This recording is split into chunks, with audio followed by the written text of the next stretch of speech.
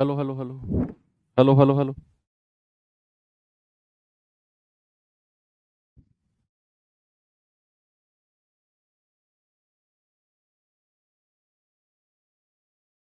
Hello बच्चों, नमस्कार, good evening. क्या हाल चाल है सभी के? उम्मीद करता हूँ बहुत अच्छे होंगे और पढ़ाई भी आप लोगों की अच्छी चल रही होगी। आज हम लोग ज्योमेट्री का अपना नेक्स्ट पार्ट यानी कि पार्ट नंबर 3 करने वाले हैं। बहुत ही कॉन्साइज वे में हम लोग इन चीज़ों को कर रहे हैं। देख रहा हूँ मैं कि कोई भी चीज़ बच ना जाए आपकी, और जितना भी पार्ट होता है एक ओवरव्यू की तरह से आप हर चीज़ के बारे में थोड़ी थोड़ी थोड़ी थोड़ी नॉलेज ले पाओ। क्योंकि एग्जाम में ये तो है नहीं कि सवाल ना बने, सवाल भी अगर बना तो ऐसा नहीं है कि आपसे ना हो। जितना भी मैं आपको करा रहा हूं बच्चे, मैं रोज कहता हूं यही बात, जितना भी एडवांस मैथ का पार्ट मैं आपको करा रहा हूं, आप इसी को भी पढ़ के चले जाओगे तो जो भी दो तीन सवाल इस पूरे एडवांस मैथ 4-5 चैप्टर्स जो बड़े बड़े एडवांस मैथ के हैं, इनमें से पूछे जाते हैं 2 या 3 सवाल, आप सारे सवालों को कर जाओगे। बशर्ते आपको जितना पढ़ाया जा रहा है आपको वो चीज अच्छे से आनी चाहिए। चाहे मैं ट्रिग्नोमेट्री की बात करूं, चाहे अलजेब्रा की बात करूं, चाहे ज्योमेट्री की बात करूं, चाहे मेंसुरेशन की बात करूं, चारों चैप्टर मैंने बहुत ही डिटेल मेथड में तो नहीं पढ़ा है, क्योंकि डिटेल मेथड में पढ़ाने के लिए इन चारों चैप्टर्स के लिए ही पर्टिकुलर 2 महीने कम से कम चाहिए होते हैं। वो भी जब भी हमारी क्लास 1.5-1.5 घंटे की लगे, लेकिन उतना डिटेल में आपको जाने की जरूरत नहीं है। आप अपना पीछे का रिवीजन करते रहो। जितना भी मैं आपको पढ़ा चुका हूं, आपका 95% सिलेबस डन हो चुका है। अब अगर मैं कहूं तो 97% भी मैं कहूं तो भी कोई दिक्कत नहीं है कि 97% सिलेबस आपका कंप्लीट हो चुका है, 2-3% बचा हुआ है। ये चैप्टर आज हम करेंगे, और कल भी ज्योमेट्री का एक पार्ट मैं आपको कराऊंगा जहां सर्कल वगैरह से सवाल पूछे जाते हैं, प्रॉपर्टी ऑफ सर्कल्स, है ना। कि सर्कल के अंदर ये कोण है तो वो कोण क्या होगा, ये एंगल वो एंगल, तो 8-10 प्रॉपर्टीज हैं सर्कल की गिनी चुनी। तो सर्कल की 8-10 प्रॉपर्टीज के ऊपर मैं एक एक दो दो सवाल आपको सारे करा दूंगा, ठीक है। आज हम लोग देखने वाले हैं centres of triangle. Centres of triangle से पहले हम पढ़ेंगे समरूपता यानी कि सिमिलैरिटी। तो ये दो टॉपिक जो हैं आज मैं आपको कराने वाला हूं। उससे पहले बच्चे, मैंने आपको कल बताया था कि जो 1 डिग्री होता है, 1 डिग्री का मतलब होता है 60 मिनट, और मिनट को हम इस तरीके से कहते हैं। अगर सवाल हमसे पूछा गया था कल कि व्हाट 45 डिग्री 45 मिनट का पूरक कोण, इसको ठीक कर लेना, ये कॉम्प्लीमेंट्री होगा। कॉम्प्लीमेंट्री एंगल्स पूछा था। Complementary angle of 45 degree and 45 minute, तो क्या कहेंगे कॉम्प्लीमेंट्री एंगल को? ढंग से लिख लो जब लिख ही रहे हैं तो, है ना। कॉम्प्लीमेंट्री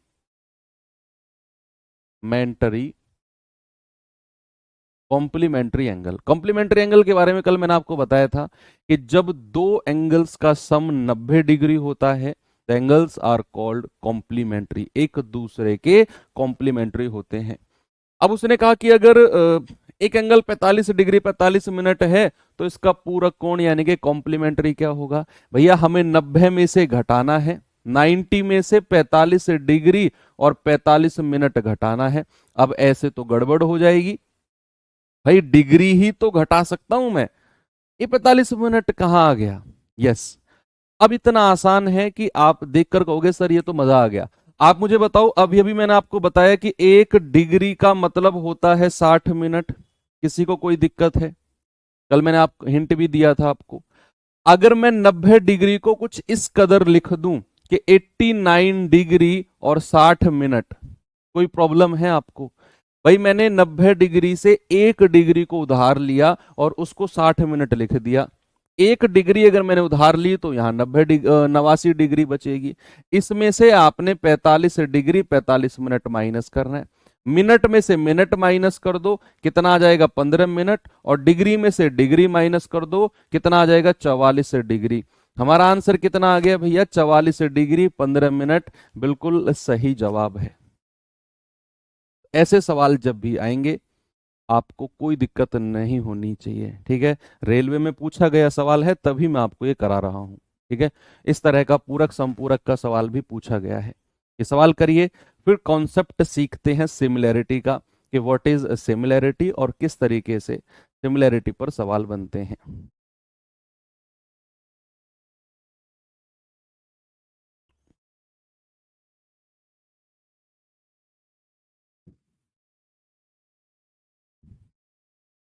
बताएंगे सभी लोग जल्दी से आंसर इसका?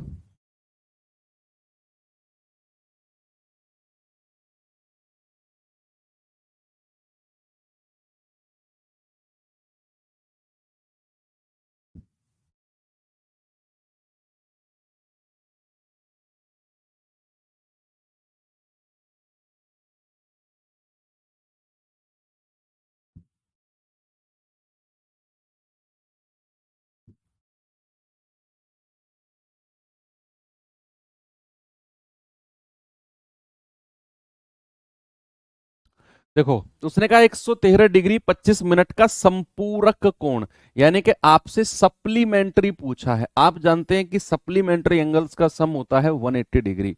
एक एंगल अगर थीटा है तो दूसरा होगा आपका 180 माइनस थीटा, यानी कि एक एंगल अगर 113 डिग्री 25 मिनट है तो दूसरा होगा 180 में से आप 113 डिग्री 25 मिनट माइनस करोगे। अब इसमें से डायरेक्ट तो नहीं घटा सकते, तो क्या करेंगे, इससे एक डिग्री उधार ले लेंगे, तो ये बचेगा 179 डिग्री और हो जाएगा 60 minute, minus 113 degree 25 minute, degree में से डिग्री घटा दो, कितना आएगा 35 मिनट, और इसमें से घटाएंगे 9 में से 3 गया 6, 17 में से 11 गए 6, तो 66 डिग्री 35 मिनट हमारा सही जवाब होगा ऑप्शन नंबर बी। ठीक है, तो डिग्री मिनट को भी आप आराम से घटा सकते हो। ओके, कोई दिक्कत आपको नहीं है ना? Very good.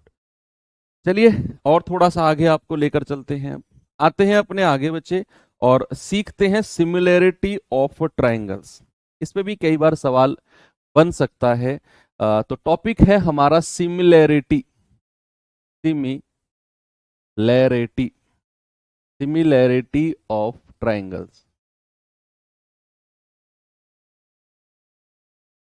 Similarity of triangles यानी कि त्रिभुज की समरूपता,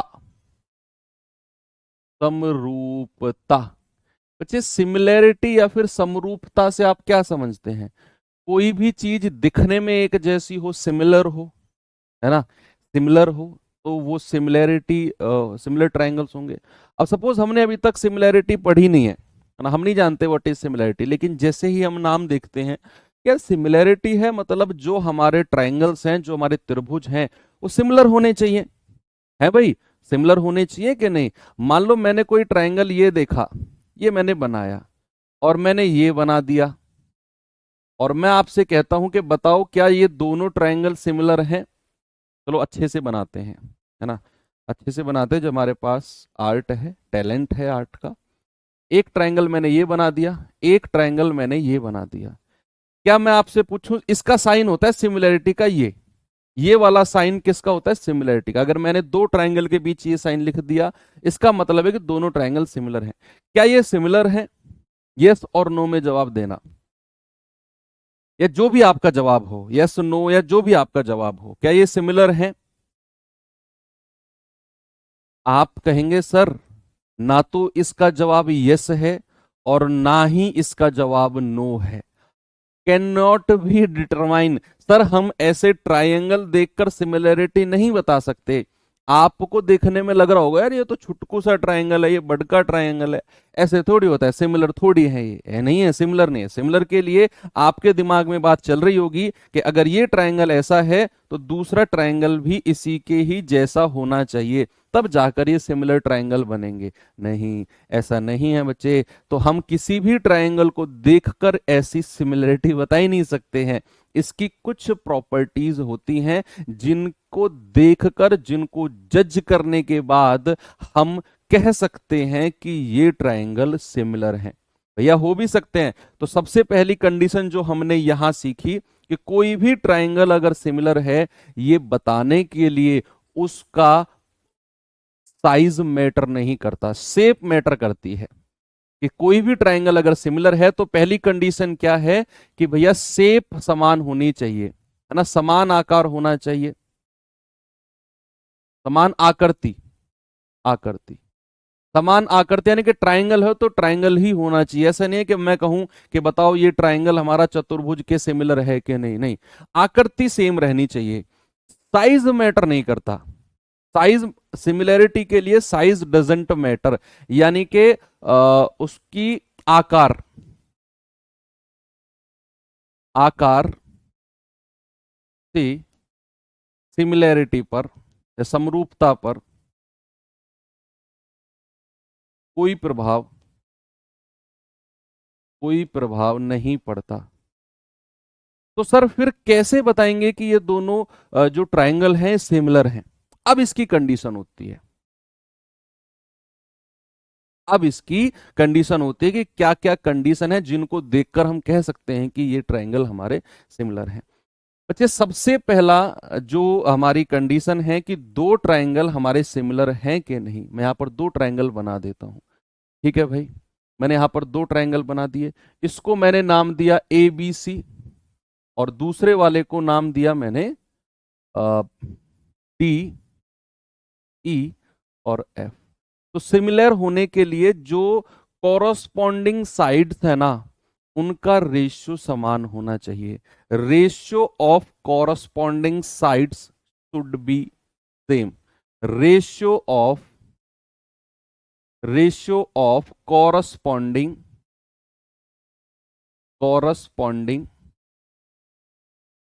sides should be same, should be same. तो कॉरस्पॉन्डिंग साइड्स कौन सी होती हैं, सबसे पहले ये देखेंगे। बच्चे यहां मैंने बात करी है ट्राइंगल एबीसी, है ना भाई, ए बी सी। देखो यहां रोटेशन भी मैटर करती है, रोटेशन भी मैटर करती है। अगर आपने इस रोटेशन में ट्रायंगल को, इस वाले को लिया है ना ए बी सी, तो इस वाले को भी इसी रोटेशन में लेना होगा। ये ट्रायंगल क्या होगा, डी ई और एफ। इस ट्रायंगल को आप ऐसे नहीं कह सकते कि डी एफ ई, नहीं, ये भी चीज मैटर करती है कि अगर आपने ये वाली रोटेशन ली है तो ये वाली रोटेशन लेनी होगी, तभी जाकर हम कॉरस्पॉन्डिंग साइड्स के बारे में कह सकते हैं। कॉरस्पॉन्डिंग साइड्स क्या होती हैं जरा देखिए। मान लो अगर मैंने आपसे कहा कि ए बी, मैंने आपसे कहा ए बी इसकी साइड है ट्राइंगल ए बी सी की, तो भैया इस वाले की साइड डी ई, इन दोनों का रेशियो कितना हो गया, A B upon D E, A B upon D E. अब मैं इस वाले की साइड बी सी लेता हूं, बी सी, और इस वाले की साइड भी ये वाली आ जाएगी ई एफ, तो B C upon E F. अब मैं इस वाले की साइड लेता हूं ए सी, तो इस वाले की साइड कौन सी आ जाएगी, डी एफ। अगर कॉरस्पॉन्डिंग साइड्स का रेशियो हमारा समान है तो हमारे ट्राइएंगल्स क्या होंगे, हमारे ट्राइएंगल्स सिमिलर होंगे। इसी बात को अगर मैं रिवर्स बोलूं कि अगर हमारी साइड्स का रेशियो समान है तो हमारे ट्राइंगल सिमिलर है, तो हमारे ट्राइंगल्स सिमिलर है। तो दूसरा पॉइंट साथ के साथ लिख लो कि भैया corresponding angles, corresponding angles ratio, sorry, corresponding angles, corresponding angles should be same, should be same, same. ठीक है, तो कॉरस्पॉन्डिंग एंगल्स का मतलब है अगर मैंने यहां एंगल ए बी सी लिया है तो यहां डी ई एफ लिया है मैंने, तो जो ये एंगल होगा, मान लो मैंने कहा थीटा, तो भैया इसका भी एंगल ये वाला थीटा 1 होगा। आप 1 कह सकते हो या थीटा ही कह सकते हो। मान लो मैंने दूसरे वाले एंगल को लिया है अल्फा, तो ये वाला एंगल भी अल्फा हो जाएगा। मान लो मैंने इसका तीसरा एंगल लिया है बीटा, तो इसका भी तीसरा एंगल बीटा हो जाएगा। तो corresponding angles should be same, ऐसा है तो हमारा ट्रायंगल सिमिलर होगा। Corresponding angles should be same. देखो यहां पर थीटा है, ये थीटा, ये अल्फा, ये अल्फा, ये बीटा, ये बीटा। कई बार हमें वो साइड के बारे में बोलेगा, कई बार एंगल से सिमिलरिटी पूछेगा, वो हम सवालों के माध्यम से देखेंगे। अब मैं आपको लेकर चलता हूं थोड़ा सा सवाल, थोड़ा सा एग्जाम्पल एक दो मैं आपको दिखा देता हूं, और कुछ प्रॉपर्टी है उसके बारे में भी आपको लिखवा देता हूं। कि मान लो मैंने यहां दो ट्राइंगल लिए, ये ट्राइंगल 1 है, ये ट्राइंगल 2 है। मैंने आपसे कहा ना साइज मैटर नहीं करेगा इसमें, आप ये मत कहना कि सर ये तो बड़ा है, छुटकू सा है, सिमिलर कहां होंगे, उनकी प्रॉपर्टीज सेम होनी चाहिए। मैंने कहा ये ट्राइंगल सिमिलर है, मैंने बोल दिया।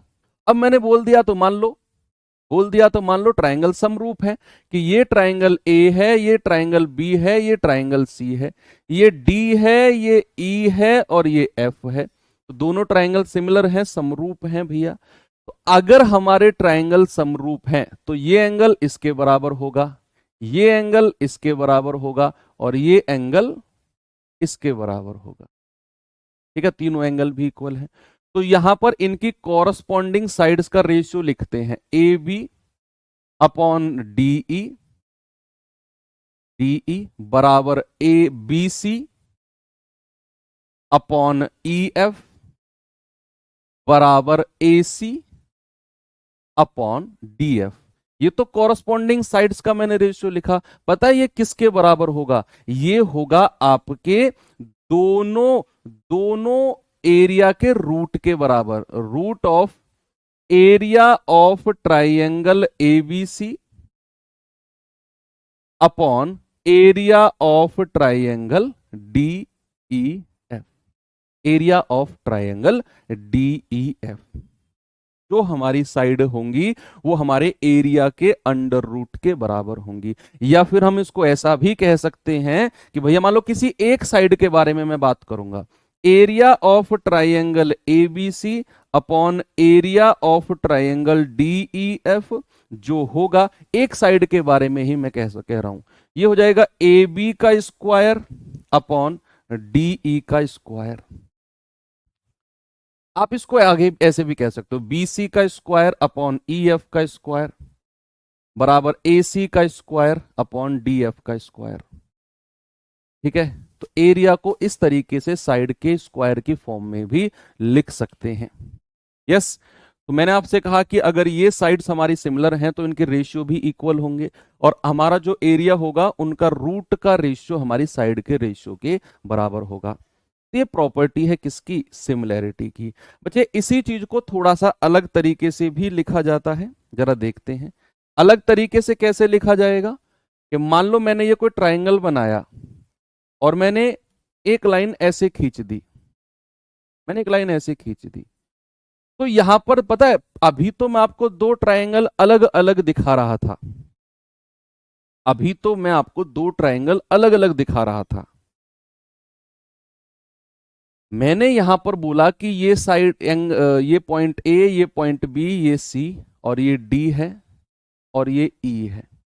देखते रहना अभी। अब मैंने क्या किया, दोनों ट्राइंगल को ना ऐसे इस तरीके से बना दिया और मैंने आपसे कहा कि triangle ABC, triangle ABC similar है ट्राइंगल एडीई के, ट्राइंगल ए डी और ई के।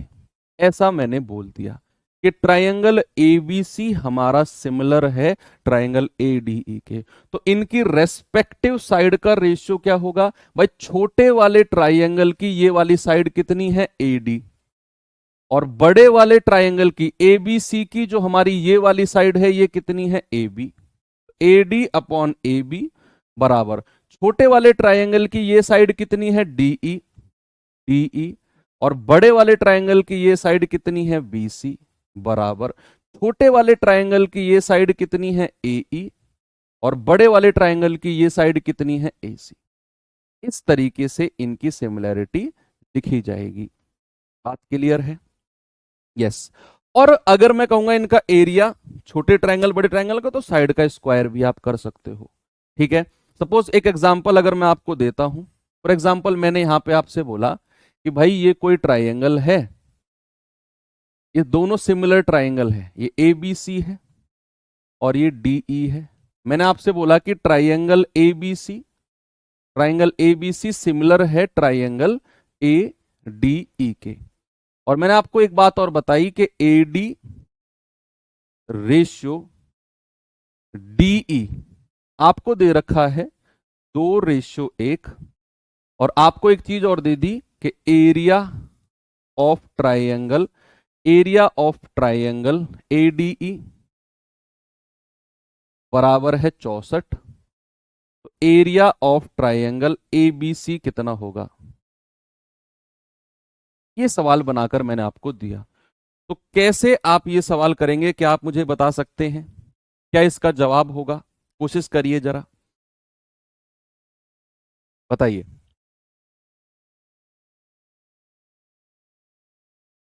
मैंने कहा ये दोनों ट्रायंगल सिमिलर हैं, एडीई और एबीसी। तो क्या इसमें है बच्चे, एक हमारा ट्रायंगल ये छुटकू वाला है, एक ट्रायंगल हमारा ये बड़े वाला है। तो उसने कहा एडी और डीई दो एक है। ये कितना है, ये मैं अलग ही बना देता हूं, है ना, सवाल को अलग रहने देते हैं। ये बीसी है, ये डीई है और ये ए है। सवाल ने आपसे बोला है कि एडी और डीई दो एक है। बच्चा ये दो है और डीई कितना है, एक। हमें छोटे वाले ट्रायंगल की हमें छोटे वाले ट्रायंगल की साइड तो दे दी दो। हमें क्या बड़े वाले ट्रायंगल की साइड निकालने में कोई दिक्कत होगी? क्या ये दो और एक तीन होगा बड़े वाले ट्रायंगल की भुजा? भाई हम सिमिलैरिटी ले रहे हैं, तो दोनों एंगल्स की साइड, कॉरस्पॉन्डिंग साइड्स हमको चाहिए। यानी कि छोटे वाले की साइड अगर दो है, एडी अपॉन ए बी, मैं आपसे पूछ रहा हूं क्या बड़े वाले की साइड तीन हो जाएगी? दो और एक तीन, ये तो साइड का रेशियो आ गया दोनों ट्रायंगल की साइड का। और अगर मैं आपसे एरिया का रेशियो पूछूंगा बच्चा, क्या आप कह सकते हो सर वो हो जाएगा AD square upon A B square? Area of triangle, area of triangle ADE upon area of triangle ABC. क्या ये AD square upon A B square हो जाएगा? क्या मैं कह सकता हूं दो का स्क्वायर चार और तीन का स्क्वायर नौ? क्या ये ऐसे अब बात बन गई है हमारी कि एरिया ऑफ ट्रायंगल एडीई अगर चार है तो एरिया ऑफ ट्रायंगल एबीसी कितना हो जाएगा? नौ।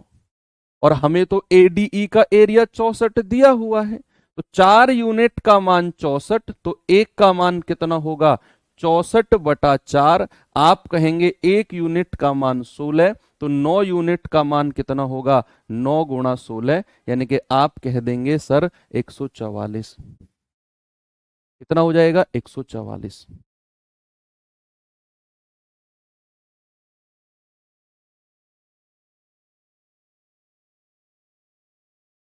ठीक है, कितना हो गया?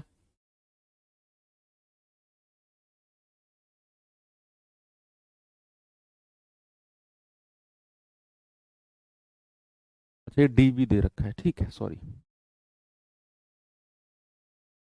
ये डी भी लिख लेना।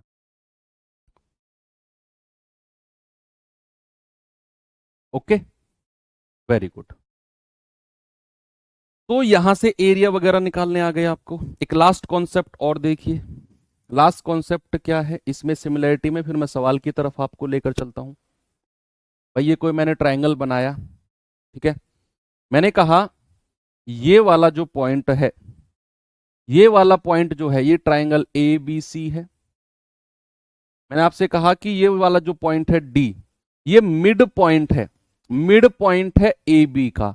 यानी कि ये वाला पॉइंट इस लाइन को दो बराबर हिस्सों में बांटता है। मिड पॉइंट की बात कर रहा हूं, मिड पॉइंट की। और मैंने आपसे कहा कि ये वाला जो पॉइंट है ई, ये मिड पॉइंट है ए सी का। यानी कि ये वाला इसको दो बराबर हिस्सों में बांट रहा है। मिड पॉइंट, मिड पॉइंट के बारे में, ये डी जो है ये इसका मिड पॉइंट है। डी एंड ई आप लिख लो, D and E are mid points, mid points of line A B and A C respectively, respectively, है ना, क्रम से है कि डी हमारा इसका मिड पॉइंट है, ई हमारा इसका मिड पॉइंट है। अगर मैं इन दोनों मिड पॉइंट को जोड़ दूं तो क्या आपको यह पता है कि जैसे ही मैंने ये बोला कि डी इसका मिड पॉइंट है, तो ए बी और डी बी का रेशियो 1/1 हो जाएगा। भाई मिड पॉइंट का मतलब क्या है? दो बराबर हिस्सों में बांटना, दो बराबर हिस्सों में बांटना, तो ये रेशियो 1/1 हो जाएगा। क्या ये रेशियो भी 1/1 होगा? यस। तो क्या मैं ये कह सकता हूं बच्चा कि अगर मैं आपसे AC का रेशियो पूछूं तो क्या आप एक और एक दो कह सकते हो? अगर मैं AB का रेशियो पूछूं क्या आप एक और एक दो कह सकते हो?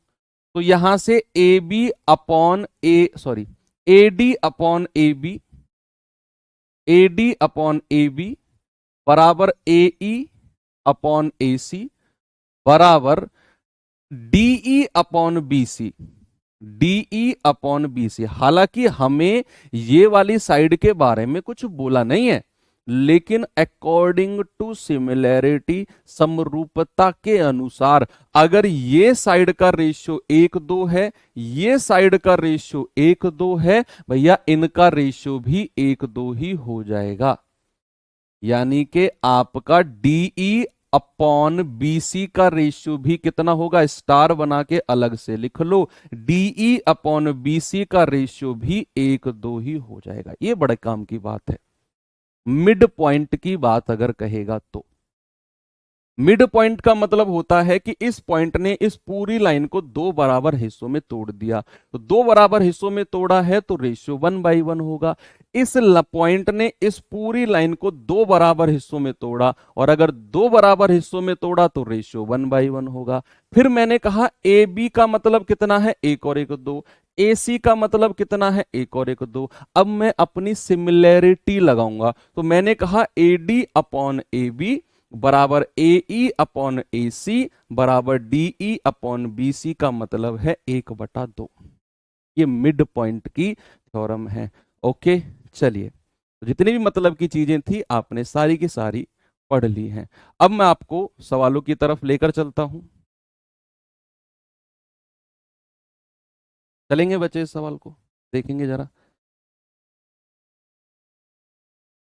मैंने आपको एक बात और बताई थी कि इसमें रोटेशन बड़ा रोल प्ले करती है, रोटेशन, रोटेशन बड़ा रोल प्ले करती है।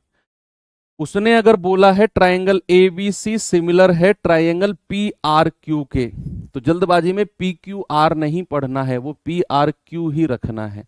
तो ट्रायंगल ABC सिमिलर है PRQ के, ट्रायंगल ABC का क्षेत्रफल ट्रायंगल PQR का क्षेत्रफल का रेशियो जो है वो ये यहां पर बिंदु लगाना है। ट्रायंगल ABC का क्षेत्रफल अनुपात ट्रायंगल PQR का क्षेत्र, नहीं सॉरी ठीक था, क्षेत्रफल 16 और 169 है। AB अगर x है, AC y है, BC z है, तो PQ का मान क्या होगा बताइए। भाई मैं दो ट्रायंगल बनाता हूं, एक ट्रायंगल मैंने ये बनाया, ओके, A B और C, उसने ABC बोला है ना, तो मैं ये वाली रोटेशन में चल रहा हूं। दूसरा ट्रायंगल क्या है दिया हुआ है उसने, PRQ, यानी कि इसको P मानेंगे, इसको R मानेंगे और इसको Q। बहुत सारे बच्चे इसको QR उल्टा कर देते हैं क्योंकि वो फ्लो में चलते हैं, PQR। यही तो ज्योमेट्री में गड़बड़ हो जाती है। तो ने कहा ये दोनों ट्रायंगल सिमिलर हैं, तो मैंने सिमिलर का साइन लगा दिया। उसने बोला हुआ है कि area of triangle ABC upon area of triangle PRQ कितना है, 16 और 169। ओके, फिर उसने बोला है AB हमारा x है, AC हमारा y है और BC कितना है, z है। देखो, अगर हमारा उसने पूछा है क्या, PQ का मान क्या होगा, PQ का, बच्चे हमें बताइए जरा कि PQ की कॉरस्पॉन्डिंग साइड कौन सी होगी। भाई AB की कॉरस्पॉन्डिंग साइड तो PR है, BC की कॉरस्पॉन्डिंग साइड RQ है। अगर मैं पूछूं कि PQ, जो उसने पूछा है बच्चे, अगर मैं कहूं PQ की कॉरस्पॉन्डिंग साइड क्या AC नहीं होगी, तो AC अपॉन PQ का स्क्वायर आपको कितना दे रखा है, आपको दे रखा है 16/169। क्या बात क्लियर हुई आपको। भाई कॉरस्पॉन्डिंग साइड ढूंढना बहुत जरूरी है, कॉरस्पॉन्डिंग साइड ढूंढना बहुत जरूरी है। ए बी की कॉरस्पॉन्डिंग होगी पी क्यू जो ए बी के जैसी होती है, बी सी की कॉरस्पॉन्डिंग होगी आर क्यू जो इसके सिमिलर है, और ए सी की कॉरस्पॉन्डिंग होगी पी क्यू। हमें पी क्यू की वैल्यू चाहिए तो फिर मैं इन्हीं साइड का रेशियो देखूंगा। तो ए सी अपॉन पी क्यू का स्क्वायर, स्क्वायर क्यों किया, क्योंकि हमें क्षेत्रफल के बारे में दिया हुआ है, और क्षेत्रफल होता है आपका भुजा का स्क्वायर, है ना। तो यहां हमने A C square upon P Q square किया। तो बच्चे यहां से क्या मैं कह सकता हूं कि ए सी अपॉन पी क्यू बराबर अंडर रूट ऑफ 16/169, और 16 का रूट कितना होता है 4, 169 का होता है 13। ए सी हमको क्या दिया हुआ है y, तो y अपॉन पी क्यू बराबर 4/13। तो क्रॉस मल्टीप्लाई करेंगे तो 4PQ क्रॉस मल्टीप्लाई बराबर 13y, और यहां से PQ कितना आ जाएगा 13/4y। ये हमारा PQ हो जाएगा। क्या ऑप्शन नंबर ए बिल्कुल सही है? यस सर, बिल्कुल सही है। ये होती है समरूपता के सवाल।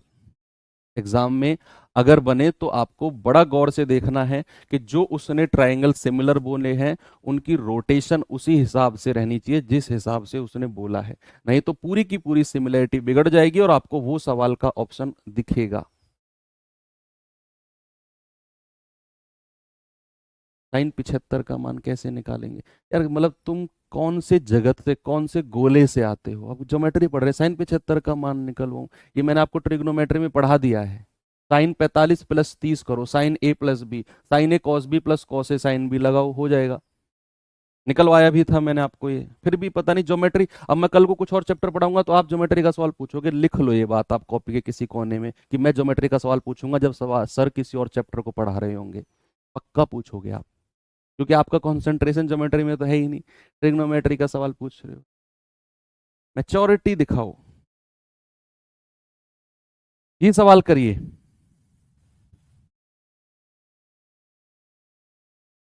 करेंगे बच्चे इस सवाल को जरा। सिमिलरिटी के सवाल दिखने में थोड़े से अजीब व गरीब और बड़े होते हैं, लेकिन वो हो जाते हैं अगर आपको कॉन्सेप्ट क्लियर है तो डेफिनेटली हो जाते हैं।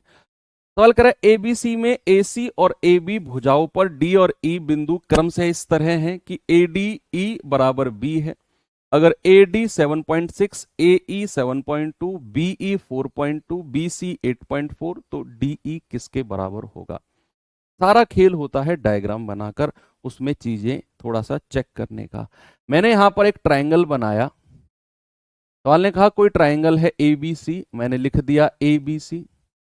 ओके, कह रहा AC और AB भुजाओं पर D और E बिंदु हैं। AC भुजा ये रही, इस पर बिंदु कौन सा है D, और AB भुजाओं पर क्या है E, ये है E। सवाल ने कहा है कि इस तरह है कि ADE एंगल, इन लाइन को मिला दो। कह रहा है जो एंगल ADE है, सपोज मैंने इसको मान लिया थीटा, भाई एंगल ADE उसने बोला है ना, तो ADE का मतलब है AD और E, मतलब वो इस एंगल की बात कर रहा है। उसने कहा ये एंगल B के बराबर है, तो ये एंगल B के बराबर है तो एंगल B भी हमारा थीटा हो जाएगा। इस बात को मैंने यहां पर लिखा। अब उसने कहा AD हमारा 7.6 है। बच्चे एक बात बताओ, क्या ये ट्रायंगल सिमिलर है? यस और नो, या फिर कह नहीं सकते सर? बताइए, क्या इस ट्रायंगल सिमिलर है? क्या ये ट्रायंगल सिमिलर है? यस और नो में जवाब दो, या लिखो कैन नॉट बी डिटरमाइन, फिर तभी तो आगे बढ़े। सिमिलरिटी के लिए मैंने आपको बताया था कि या तो कॉरस्पॉन्डिंग साइड्स का रेशियो बराबर होना चाहिए, दूसरा मैंने आपको बताया था कि कॉरस्पॉन्डिंग एंगल्स हमारे बराबर होने चाहिए। अगर साइड के बारे में हमें नहीं पता तो कॉरस्पॉन्डिंग एंगल्स हमारे बराबर होने चाहिए। यस, अब साइड्स के बारे में तो उसने एक साइड तो पूछ ही ली उसने, तो साइड्स के बारे में तो मैं नहीं कह सकता हूं, तो हमें कॉरस्पॉन्डिंग एंगल्स की तरफ थोड़ा सा मूव करना होगा। बच्चे उसने बोला है कि ये एंगल हमारा बी के बराबर है। अगर मैं छोटे त्रिभुज की बात करूं तो उसमें हमारा एंगल ए छोटे त्रिभुज में है, क्या बड़े त्रिभुज का भी वही एंगल ए हो जाएगा? तो दोनों में ए तो समान हो गया, ए तो हमारा समान हो गया, और एक एंगल ये इक्वल हो गया, तो क्या हमारा जो बचा हुआ एंगल है वो भी तो इक्वल हो जाएंगे? भाई आप मुझे एक बात बताओ बड़ी सिंपल सी, कि मैंने आपसे कहा दो ट्रायंगल है, ये एंगल 30 डिग्री है, ये एंगल 30 डिग्री है, दोनों का एक एंगल तो कॉमन है, समान है, क्योंकि ये एंगल छोटे ट्रायंगल में भी आ रहा है एंगल ए, और बड़े ट्रायंगल में भी ए आ रहा है। मैं अलग से समझा रहा हूं। फिर मैंने आपसे कहा कि यार एक एंगल 80 डिग्री का है, इसका भी एक एंगल 80 डिग्री का है, तो क्या हम यहां से ये नहीं कह सकते हैं कि जो बचा हुआ एंगल है वो भी बराबर हो जाएगा? भाई ये 30 ये 80, ये 30 ये 80, तो बचा हुआ एंगल दोनों का समान होगा। 180 में से इन दोनों को घटा दो, एक आप कहेंगे 8 3 11, सर ये बचेगा 70 डिग्री, 8 3 11 ये बचेगा 70 डिग्री। तो क्या छोटे ट्राइंगल का ये वाला एंगल बड़े वाले ट्राइंगल के इस एंगल के बराबर सिमिलरिटी के अकॉर्डिंग नहीं हो जाएगा? सर बिल्कुल हो जाएगा। अब सवाल ने उनकी भुजाओं के बारे में बोला है। क्या बोला है कि AD 7.6 है, मैंने ये लिख दिया 7.6। फिर उसने कहा AE 7.2 है, मैंने ये लिख दिया 7.2।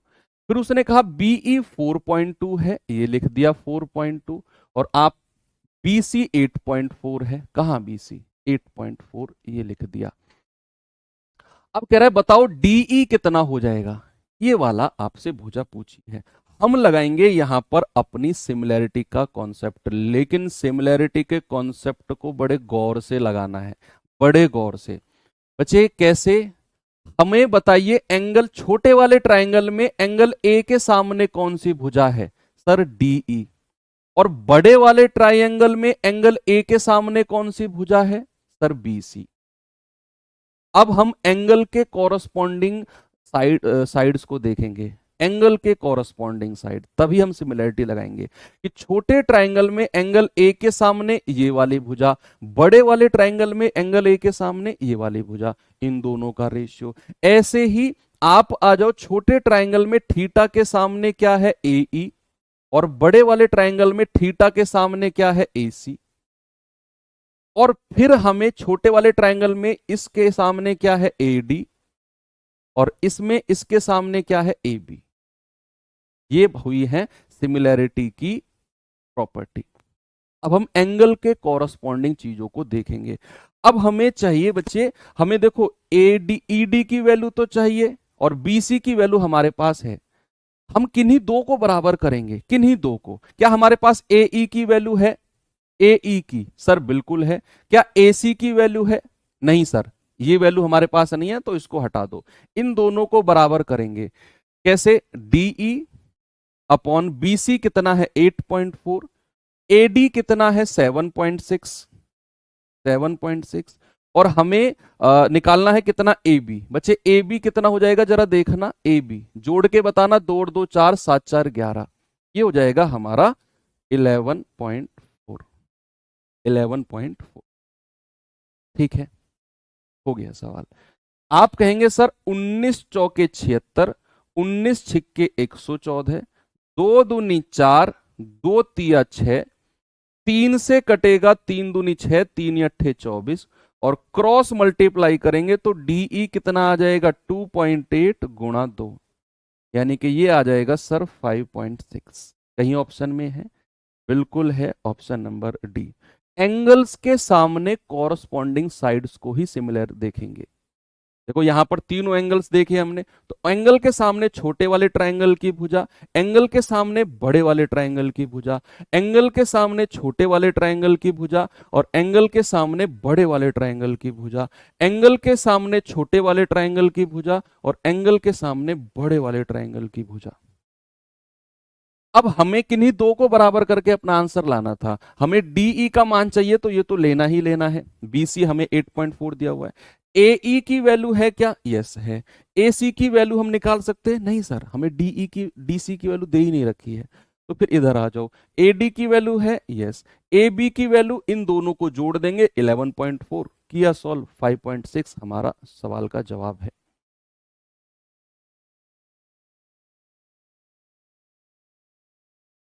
ये सवाल देखिए जरा।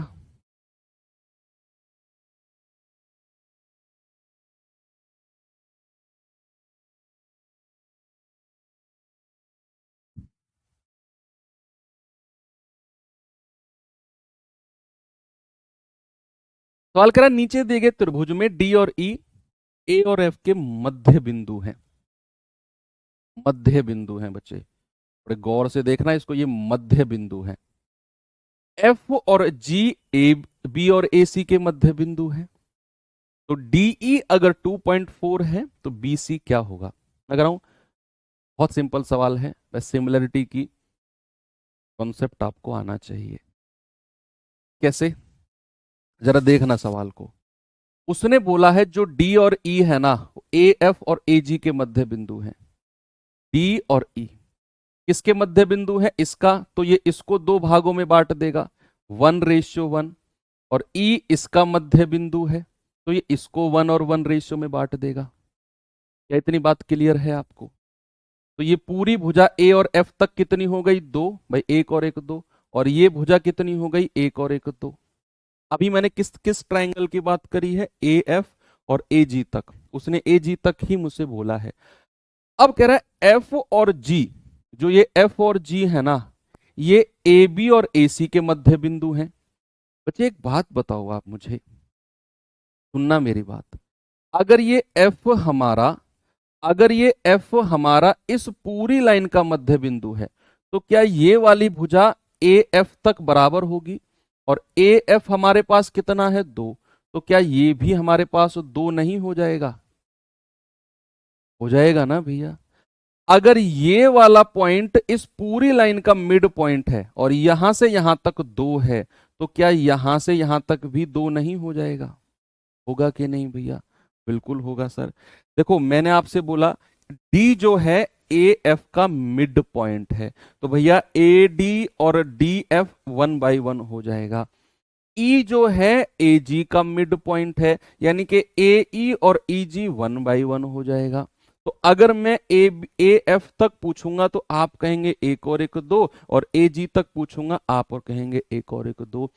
फिर उसने कहा कि जो ये एफ है ये पूरी लाइन का मिड पॉइंट है, तो एफ अगर मिड पॉइंट है और ये भुजा 2 है तो बची हुई भी 2 हो जाएगी, ये भुजा 2 है तो बची हुई भी 2 हो जाएगी। यहां से अगर मैं आपसे कहूं कि A F upon F B बराबर ए जी अपॉन जी सी बराबर कितना हो जाएगा भाई? 2 और ये पूरी भुजा कितनी है? 2 और 2 4 है ना भाई। ए बी तक अगर मैं कहूंगा तो 2 और 2 4, कितना हो जाएगा? 1/2। क्या ये 1/2 हमारा F G upon B C के बराबर नहीं हो जाएगा? 1/2 होगा कि नहीं? 1/2 F G upon B C. अभी थोड़ी देर पहले मिड पॉइंट की जो मैंने आपको कंडीशन कही थी और मैंने कहा था कि ये बड़ा इंपॉर्टेंट पॉइंट है, तो F G upon B C कितना हो जाएगा? आप कहेंगे सर 1/2। क्या ये वाली भुजा भी हमारी 1 थी? देखते रहना अभी आप। क्या ये वाली भुजा भी हमारी 1 थी? ये कितनी है? 2, और ये कितनी हो जाएगी? 4। भाई ये वाली भुजा का डबल ये, और ये वाली भुजा का डबल ये। तो अगर मैं आपको यहां से पूछता हूं कि आपका डीई, क्या पूछा है आपसे? डीई और बीसी के बारे में पूछा है। बीसी कितना हो जाएगा? डीई और बीसी हो जाएगा 1/4। कितना हो जाएगा बच्चे? 1/4। एक यूनिट का मान 2.4 दिया हुआ है, तो 4 यूनिट का मान हो जाएगा 2.4 इंटू 4, यानी कि 9.6। कितना आंसर है? 9.6। देखो बिल्कुल भी परेशान होने की जरूरत नहीं है। ये साइड 1 है, ये 1 है, तो ये वाली साइड भी 1 होगी। यहां से यहां तक की 2 है, यहां से यहां तक की 2 है, तो ये भी 2 हो जाएगी। यहां से यहां तक की 2 और 2 4 है, यहां से यहां तक की 2 और 2 4 है, तो ये वाली साइड भी 4 हो जाएगी। तो ये कितना हो गया? 1 2 का 4। ये वाली साइड हमको दे रखी है 2.4, तो एक यूनिट का मान 2.4, 4 का मान कितना हो जाएगा? मल्टीप्लाई बाय 4 कर देंगे। 24 चौके 96 होता है। ऑप्शन नंबर सी बिल्कुल सही है। सारा खेल हमारा सिमिलैरिटी, समरूपता का है। आते हैं अपने इस सवाल की तरफ, जरा देखेंगे बच्चे इसमें क्या है।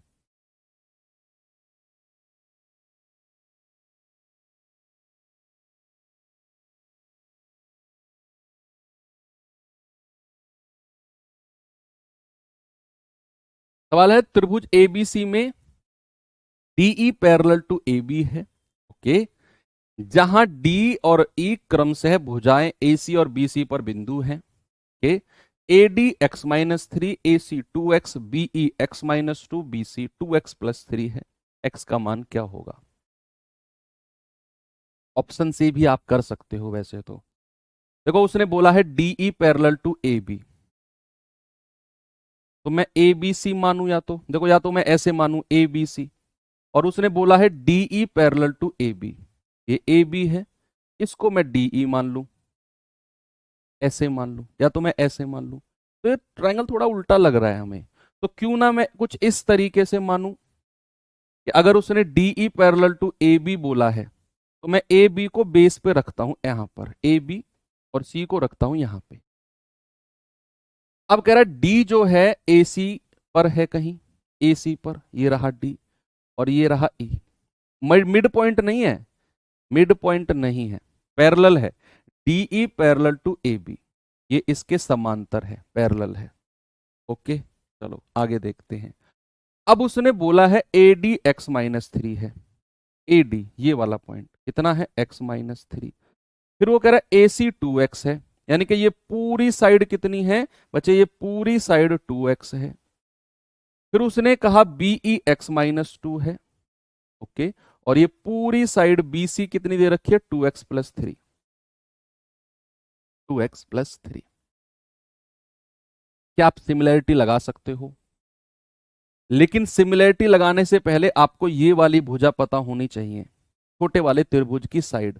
भाई हमें ये साइड दे दी, ये साइड दे दी, हमें पूरी साइड दे दी, हमें तो छोटे त्रिभुज की भुजा चाहिए, ये वाला त्रिभुज, ये साइड क्या है, तभी तो सिमिलरिटी लगाएंगे, तभी तो सिमिलरिटी लगाएंगे। तो सिमिलरिटी के लिए क्या करना होगा, 2x + 3 में से ये घटा दो, तो 2x + 3 - x, और ये माइनस और माइनस प्लस हो जाएगा, +2।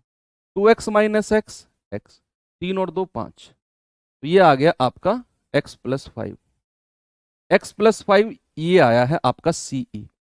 ऐसे ही 2x में से x - 3 घटा दो, 2x - x, और माइनस प्लस हो जाएगा, तो ये आ जाएगी x + 3। ये वाली भुजा कितनी आ गई, x + 3।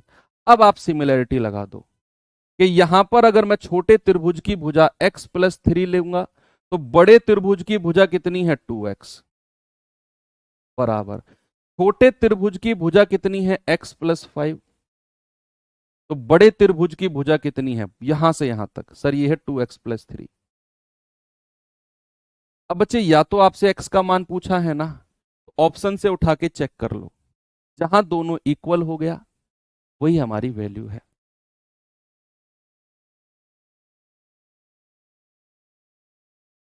बढ़िया है ना भाई, या तो आप क्रॉस मल्टीप्लाई करके द्विघातीय समीकरण क्वाड्रेटिक इक्वेशन बनाओ, या फिर ऑप्शन से चेक करो। अगर मैं 12 रखता हूं तो 12 और 3 15, अब 12 दूनी 24, तो 3 पंजे 15, 3 अट्ठे 24। 12 रखता हूं तो 12 5 17, कभी बराबर होंगे ही नहीं है, हटाओ 12 को ज्यादा चेक नहीं करेंगे। 10 को देखना जरा, 10 और 3 13, 10 दूनी 20, 10 रखेंगे, 10 और 5 15, कभी 13 15 बराबर होंगे ही नहीं, हटाओ। 8 को चेक करते हैं, 8 3 11, 8 दूनी 16, 8 5 13, 11 और 13 कभी बराबर होंगे ही नहीं, हटाओ। 9 को चेक करते हैं, 9 और 3 12, 9 दूनी 18, तो ये आ गया 6 दूनी 12, 6 3 18। 9 रखते हैं, भाई मैं क्या कर रहा हूं, x बराबर 9 पुट करके रख रहा हूं मैं, तो 9 और 5 14, और 9 दूनी 18, 3 21, 7 दूनी 14, 7 3 21। क्या दोनों बराबर हो गए, मतलब x बराबर 9 ही मेरा क्या हो गया, x बराबर 9 ही मेरा आंसर हो गया। क्वाड्रेटिक इक्वेशन आपको बनानी पड़ती क्रॉस मल्टीप्लाई करके, तो बढ़िया है x का मान हमने अपने ऑप्शन से ही एज्यूम करके और सिमिलरिटी को चेक कर लिया। मेन पॉइंट है कि सिमिलरिटी वाला कॉन्सेप्ट बनाना। ओके, चलो वेरी गुड।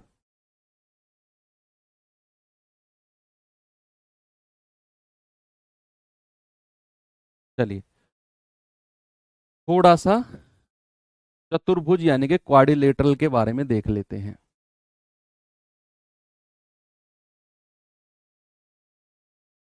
क्वाड्रिलेटरल, चतुर्भुज, चतुर्भुज। अच्छा, मैंने आपको ट्रायंगल के बारे में क्या बोला था, मैंने ट्रायंगल के बारे में बोला था कि सम ऑफ ऑल एंगल्स कितना होता है, 180 डिग्री के बराबर होता है। ऐसे ही अगर मैं चतुर्भुज यानी कि क्वाड्रिलेटरल की बात करूंगा, तो ऐसी आकृति जिसकी 4 भुजाएं होती हैं, बच्चे सम ऑफ ऑल एंगल्स क्या होना चाहिए। अब ये क्वाड्रिलेटरल चतुर्भुज कुछ भी हो सकता है, स्क्वायर भी हो सकता है, रेक्टेंगल भी हो सकता है, रोम्बस भी हो सकता है, आपका ट्रेपीजियम भी हो सकता है, आपका पैरेललोग्राम भी हो सकता है, कुछ भी हो सकता है। ये बात हम मेंसुरेशन में पढ़े थे। क्वाड्रिलेटरल का मतलब है चार भुजाओं वाली आकृति। तो इनके सारे एंगल्स का जो सम होगा, sum of all angles, angle A plus angle B plus angle C plus angle D, सारे एंगल्स का जो सम होगा बच्चे वो होगा 360। इस बात को याद रखना कि किसी भी चतुर्भुज में, किसी भी क्वाड्रिलेटरल में सम ऑफ ऑल एंगल्स कितना होगा, सभी कोण का योग कितना होगा, 360 होगा। तो अब मैं इसके ऊपर आपको एंगल्स के ऊपर थोड़ा सा दो तीन सवाल आपको दिखा देता हूं। हालांकि आपके पीवाईक्यूज में मुझे चतुर्भुज में से ज्यादा सवाल दिखे नहीं, ज्यादा सवाल आपके थे थोड़े से, एक तो सेंटर्स ऑफ ट्राइंगल, सेंटर्स नहीं, उसमें से थे सर्कल वगैरह की प्रॉपर्टी पर ज्यादा क्वेश्चंस थे। जो 8-10 प्रॉपर्टी मैं कल आपको लिखवाऊंगा, सेंटर्स भी कल ही हम कर लेंगे, है ना, कि इन सेंटर क्या होता है, सरकम सेंटर क्या होता है, अंतः केंद्र क्या होता है, परिकेंद्र क्या होता है, ऑर्थो सेंटर क्या होता है, लंब केंद्र क्या होता है, कैसे उनके एंगल्स निकलते हैं, और सर्कल्स की कुछ प्रॉपर्टीज भी हम कल ही कर लेंगे। ठीक है। एक चतुर्भुज के चारों कोण का अनुपात इतना है, सबसे छोटे कोण का मान क्या होगा? भाई चारों एंगल्स का रेशियो कितना दे रखा है, 3, 4, 5 एंड 6। हम जानते हैं सभी एंगल्स का सम 360 होना चाहिए। तो 6 और 5 11, 4 15, 3 18, 18 यूनिट का मान क्या 360 डिग्री होगा? यस। एक यूनिट का मान कितना होगा, 360/18, यानी कि 18 दूनी 36, 20 डिग्री। आपसे कह रहा है सबसे छोटे एंगल, सबसे छोटा तो 3 यूनिट है, तो 3 गुणा 20, यानी कि हमारा आंसर हो जाएगा प्यारे भाई 60 डिग्री। ऑप्शन नंबर ए बिल्कुल सही है। वेरी गुड, आगे चलते हैं, ये सवाल करेंगे जरा। करेक्ट, चतुर्भुज के कोण का अनुपात कितना है, 3, 5, 7, 9। सबसे बड़े कोण का मान बताओ भाई, कितना है, 3, 5, 7 और 9। हमें पता है सम ऑफ ऑल एंगल्स कितना होना चाहिए, 360 होना चाहिए। 9 और 7 16, 16 5 21, 21 3 24, 24 का मान कितना है, 360 डिग्री। एक यूनिट का मान कितना होगा, 360/24। तो 24 एकम 24, 6 और 6 12, 24 पंजे 120। सबसे बड़ा एंगल होगा 9 गुणा 15, यानी कि 135 डिग्री। कितना होगा बच्चे सबसे बड़ा एंगल, 135 डिग्री। ठीक है, सभी का योग 360 के बराबर आपने करना है। चलिए एक अच्छा सवाल भी देख लेते हैं, देखिए जरा इसको।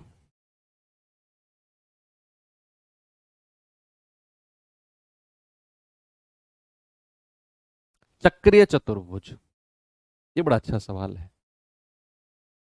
चक्रीय चतुर्भुज होता है बच्चे किसी भी सर्कल के अंदर, हालांकि ये कॉन्सेप्ट अब मैं आपको कल ही बताऊंगा, क्योंकि मैंने कहा ना सर्कल की प्रॉपर्टीज मुझे लिखवानी है आपको।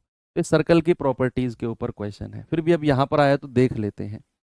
चक्रीय चतुर्भुज यानी कि किसी भी सर्किल के अंदर अगर कोई चतुर्भुज, कोई क्वाड्रिलेटरल बना है, तो बच्चे उसके एंगल्स, अपोजिट एंगल्स का सम 180 डिग्री होता है। Angle A plus angle C बराबर 180 डिग्री होगा, और angle B plus angle D बराबर 180 डिग्री होगा। किसी भी चक्रीय चतुर्भुज में, किसी भी कॉन्सेंट्रिक क्वाड्रिलेटरल में, या फिर इंग्लिश में अगर कहते हैं साइक्लिक क्वाड्रिलेटरल में या कॉन्सेंट्रिक क्वाड्रिलेटरल में, आपके अपोजिट एंगल्स का सम कितना होता है, 180 डिग्री होता है। तो a plus C 180, b plus D 180। ऐसे 8-10 प्रॉपर्टीज मुझे कल आपको लिखवानी है।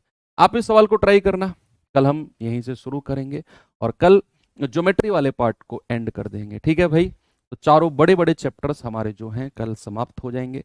इक्का दुक्का चैप्टर बचेगा, संडे में क्लास में आपके लगा दूंगा, और हम अपने उसको कर लेंगे, मीन मोड मीडियन वाले पार्ट को कंप्लीट कर लेंगे। ठीक है, बाकी मिलते हैं अब कल के सेशन में। थैंक यू, बाय बाय, जय हिंद।